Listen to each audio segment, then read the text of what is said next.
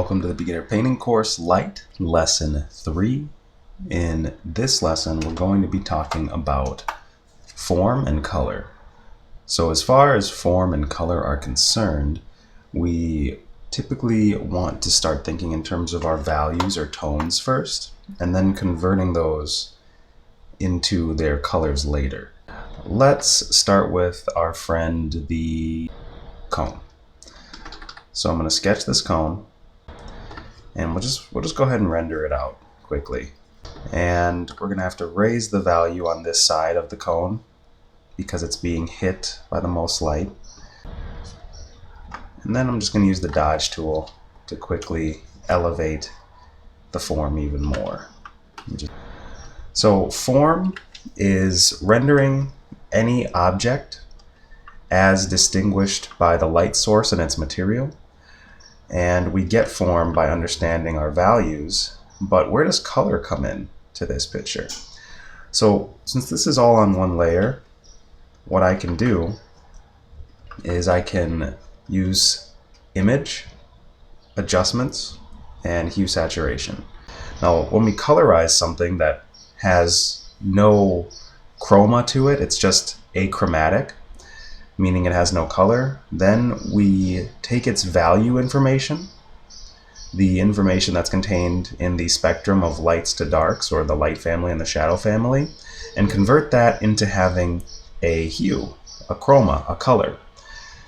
And the value, as you can see, will hold its form regardless of whether or not there's color on it. Now color will change the value slightly, but there's some very colored light. You can have a lot of saturation in light and still get a lot of form because you're so high in the value scale. So you see when I turn the lightness up, our contrast with the background just goes away. So we'll keep that pretty straightforward. Maybe we'll knock it up a couple notches, and we'll push the color in there. So we have this nice, pleasant sort of turquoise. And now we have color. We have our first color. When we're talking about color, we want to think in terms of cool and warm. So cooler colors are colors that, again, like I talked about in previous lessons of this painting course Lite, the cooler end of the spectrum tends to reside sort of in this general region, and the greens as well. And the warmer spectrum are yellows, oranges, and reds. And the color temperature is always going to be relative though. So if we have a green here, blue will be cooler, and I could add blue to the shadow if we're doing cool shadows, and that makes the green appear even a little bit warmer. And if our shadows are cool, it means our lights have to be warm. So I'll pull over to this yellowish green and I'll bring our values up, and where this whiter, lighter value is, I'll just begin to paint some of that rich, kind of vibrant green right there. And you can see we're getting this vibrational color effect that's going on between these two brush strokes. And the cool blue mixing with that turquoise really gave us these nice shadows, this nice blue shadow family over here with just a touch of green in it. And then we're transitioning right here as we get this interesting sort of mid green, this sort of forest green, into this much lighter chartreuse, almost fresh, kind of popping green. And we can use that to kind of talk about what if the colors were reversed, what if the color temperatures were different. So I'll make a copy of this guy real quick and just drag it on over.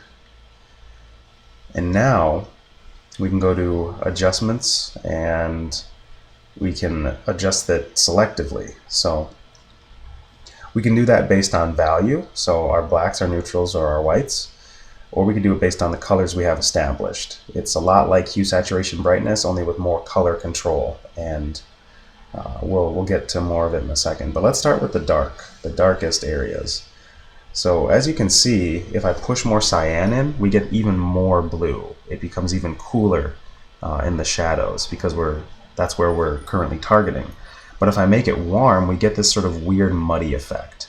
That's because we have a very warm shadow and a very warm light source, and it kind of creates an undesirable color vibration for the eyes. And especially if I pull it closer to the actual color temperature of the light source, which is yellow, we especially get a lot of flattening out. We have nowhere near as much form, and it's also pulling the values upward. So if I am going to make our shadows light, then we have to ensure that we're going to keep them in the shadow family by pushing all of those values downward. And then I'll have to go to the neutrals and make them cool. So that means I'm going to push more cyan in. Magenta, I'm going to go left because it's going to create a green effect, but I'm going to leave that slider alone for now. Instead, I'm going to take yellow, which is the warmest color temperature, and I'm going to start adding more blue by sliding it to the left. And this way, our color in the light source becomes much cooler. And I can still drop the contrast a little bit in our just value slider at the bottom here. The essence of it is that color temperature is always relative, and if you have warm colors, you want to contrast them with cool colors, just like if you have light values, you want to contrast them with dark values. So in the whites, we aren't moving a ton of color around simply because it's not pure white in that zone right here. It's more of like a light gray if we were to translate it just to values. But the form is going to remain cooler if I rip out the yellow and push cyan and kind of see if I can pull some more light sources out, which I can by dropping black even more so. So we're moving higher in the value scale when I do that. And now you can see that this light source is cooler in color temperature than this one. Much more warm, much more yellow, much more sunlit. This is a little more artificial, or maybe a little more sky lit, you know, like a blue sky would give us this sort of closer to this kind of lighting effect. And as you can see, these colors and forms will translate to essentially any other shape we want to use or transpose these colors and values from. I'll start with this very dark value, and then I'll pull the midtone towards the light source. And then I'll get a little closer to the light, work a little smaller, kind of play with the edge of this brush stroke a little bit, moving even closer into the light values, getting closer to like a highlight. There we are.